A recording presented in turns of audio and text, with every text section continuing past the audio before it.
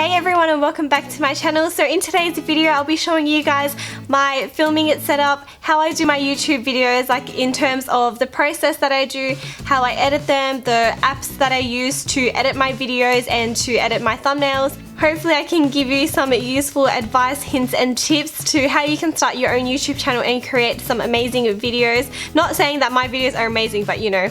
So hopefully this will be helpful to those of you that are wanting to start a YouTube channel, or if you're just curious about the YouTube process. So I just want to start off first by talking about my schedule with YouTube. I do work a 36-hour-a-week job, and I also do YouTube on my days off. So I work from Wednesday to Sunday, and I have Monday and Tuesday off. On Mondays I film my videos and edit as much as I can. On Tuesday I finish off my editing and schedule my videos for Wednesday and Friday. So when you watch a video on Wednesday and Friday, I have already recorded it and edited it on the Monday and the Tuesday of that week. Now I know some people don't really like pre-recorded videos, but if I didn't pre-record my videos, there is no way I'd have any videos out there because of my work schedule and of course house cleaning and cooking. We can't forget that. So that's the reason why I only upload twice a week. If I was to upload 3 times a week, it's a lot more work for me to do, and I don't want to stress myself out with YouTube. This is more of like a creative outlet for me, and I don't want it to be a stressful thing. I love doing YouTube. I've only been doing it for a couple of months, and I'm still trying to work out all the tricks with my camera. I'm not even like a professional at using my camera. I use the Canon 70D with a Rode microphone on top for recording videos like this. When I do my voiceovers, I use this Blue Snowball microphone, which is pretty much like what every other YouTuber uses. You cannot go past this. It has amazing quality, and look at how beautiful that is. Like, I felt so cool when I first started using this. I was like, oh yeah. Alright, so now let's just move on to my YouTube setup. Okay, so just starting off with what I can see, this is my view. So I have my windows down the back there, and I have a whole wall of windows, don't mind the mess, and I have 2 umbrella lights facing me. From this angle you can see my background. You guys have seen my background in all of my videos. It never ever changes. I just have a white sheet over these temporary curtains because we do currently have house renovations going on. We are working on our master bedroom, and our other 2 bedrooms are being used as storage. So I'm just set up in my dining room space temporarily until I get my beauty room set up. So I just have a white sheet on these temporary curtains. You can see my computer here and my tripod that I sit my camera on. And I'll take you around the side now. Okay, so this is where all the mess is. I just received my Colourpop order today, so that's just chilling on the table along with my wedding planner, which I have been working on like crazy. So again, this is my background. I've just got 2 corner shelves there with just some stuff on it, just like I said, temporarily.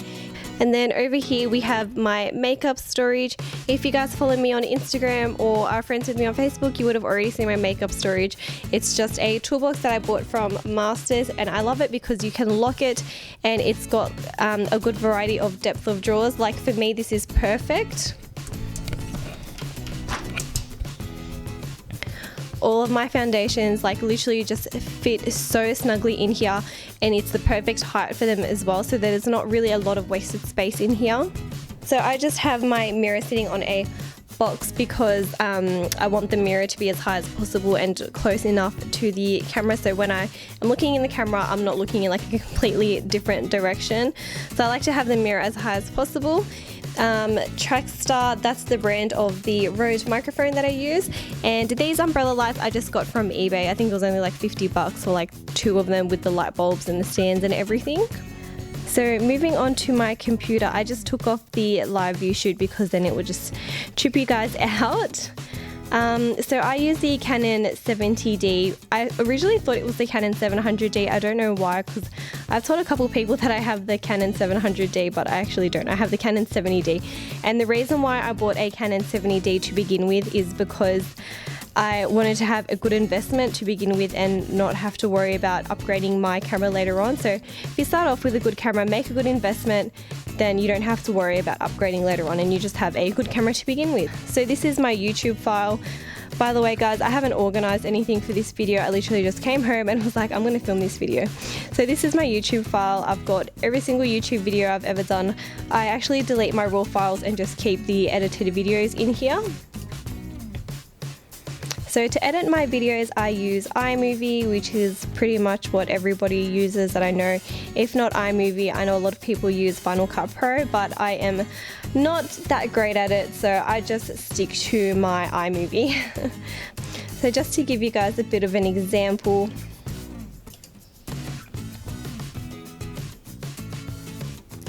so if you're new to iMovie, all of your raw footage is here, and then you pretty much just chop and edit whatever you need, and your final movie will be down here.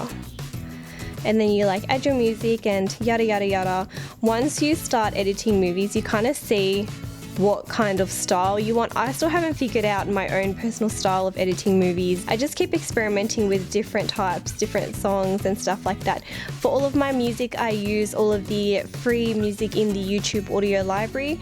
I'll show you where it is. Okay, so when you're on your YouTube page, you go to My Channel, and then you go to Video Manager, then you click on Create, and this is where the audio library comes up. So it's literally just hundreds of thousands of free music that you can use on your YouTube videos, or any videos that you need to use royalty-free music. You don't have to pay for a license for these, they're free to use.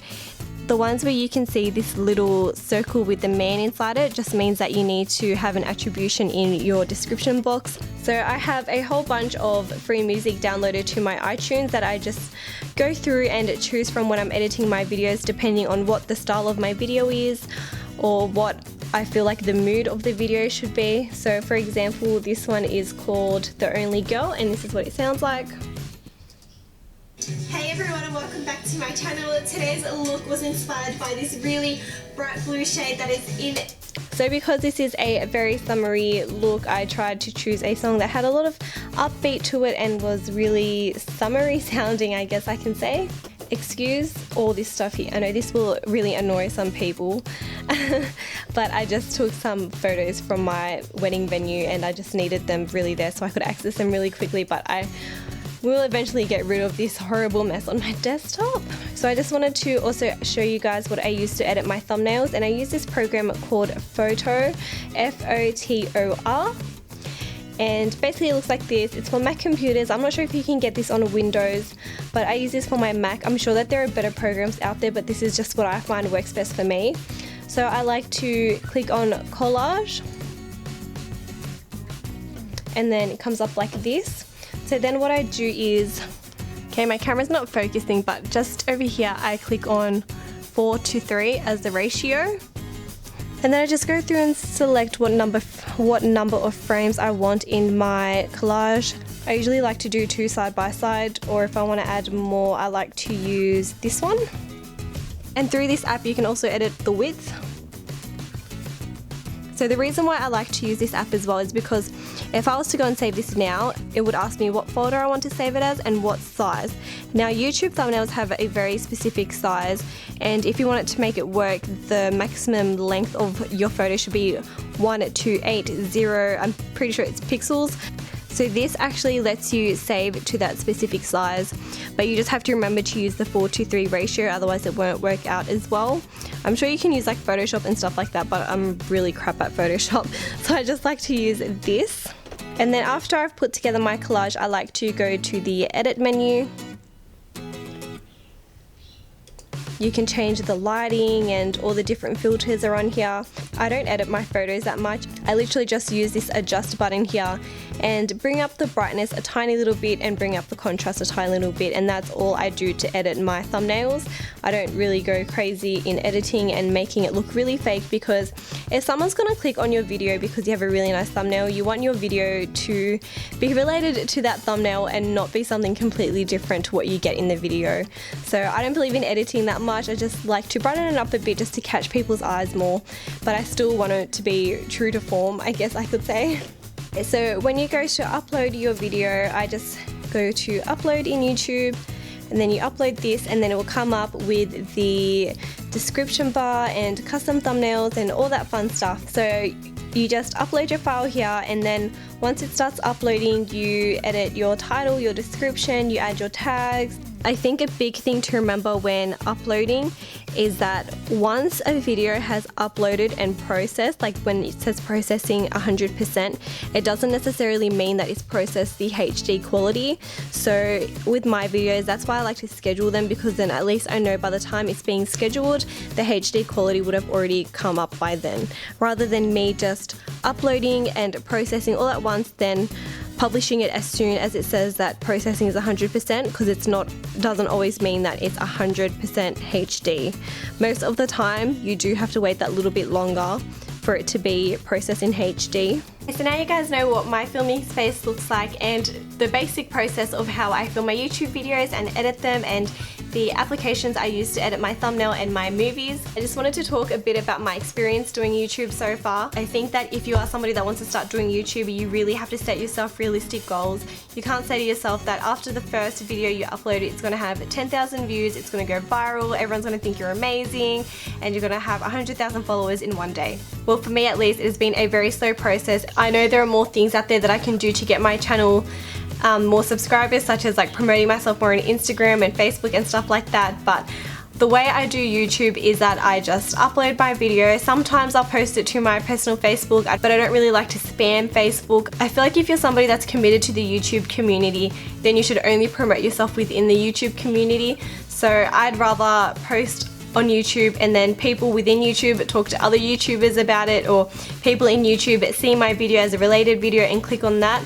I don't want to like literally throw my video in people's faces all the time on Facebook, on Instagram, on Twitter and all that stuff. But if that's what you want, then go ahead and do it. It's a great way to market yourself. I just personally don't have the time, and I've been pretty successful so far in doing YouTube. Like, I know I at least have 1 new subscriber every day, and that's good enough for me. As long as I'm helping just that one person out there, or if that one person out there finds me funny and entertaining, then that just makes my whole YouTube experience worth it. So the other thing that I kind of touched up on before was to buy yourself a really good camera. Like I said, I got the Canon 70D, and I specifically wanted this camera because I knew it was really good quality. I got it for a good price. It has a little flip out screen so you can see yourself as you're recording. Like, I can see myself as I'm recording, and then I can also see myself in the computer as I'm recording. I don't know every single thing about cameras. I hardly know anything at all. Like, for ages I was just recording on the auto settings, but now I'm just trying to like tinker a little bit into changing the lighting and stuff like that on my camera. To me, YouTube is a huge learning process. I feel like it is such a relatively new thing. If you are starting to do YouTube, just remember that it is a really big commitment. Of course, it's something that you can just try it and see if you like it, because that's what I did. I started off doing a couple of videos a week, and then it kind of went to 3 videos a week because I had a lot of time on my hands at that stage.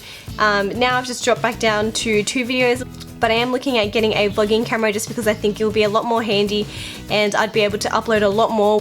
So if YouTube is something that you want to do, just go for it, because you'll never know if you like it or not until you try. And literally every person that I've spoken to on YouTube or has commented or contacted me has been so beautiful and encouraging. Well, 98% of people are respectful. Let's just leave it at that. Anyways, I hope this video was informative and helpful. If you have any questions or comments, please feel free to leave them down below, and I'll see you guys in my next video.